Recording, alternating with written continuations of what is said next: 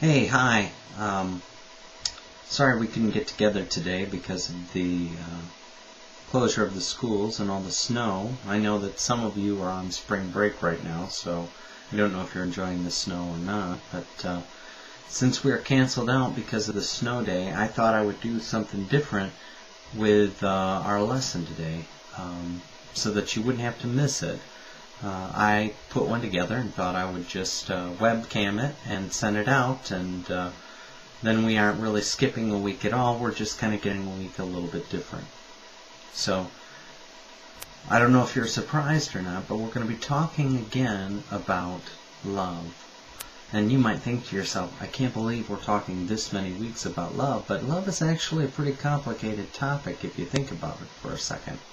And the Bible does have a lot to tell us about it. Unfortunately, so does the world. The world has a lot of different things to say about love, and it can be really easy for us to get confused about what love actually is. So I want to make sure that we take enough time to really unpack what God says about love, so that it's harder for us to get confused about what it really is.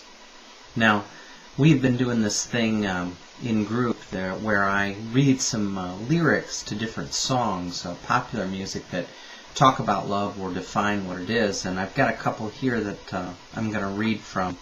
The first one is from the group Incubus. I don't know if any of you have heard of them, but their song is called Love Hurts. And here's what they say. Love hurts, but sometimes it's a good hurt. And it makes me feel alive. Kind of interesting that the songwriter actually believes that love hurting or feeling hurt is what makes that songwriter feel alive. And I guess I'm wondering what the songwriter thinks about when he feels good or happy or bored. Maybe he's not alive during those points in time. The second song comes to us from an artist called Musique. His song is simply called Love. Here's what he wrote. Love, so many people use your name in vain. Love, those who have faith in you sometimes go astray.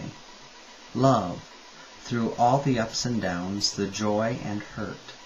Love, for better or worse, I still will choose you first.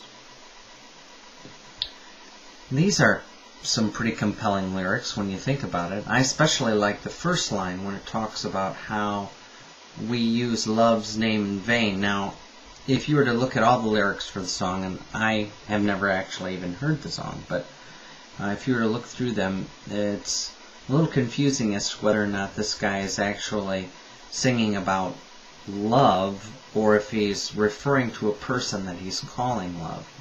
But I think that that first line that we read there about using love's name in vain is pretty fitting, especially when you consider that we use it for something so important as in a relationship with another human being, and yet we can also use it for things like food or our favorite TV show or something like that. So in some ways maybe we are using love, the word love, in vain when we use it for things that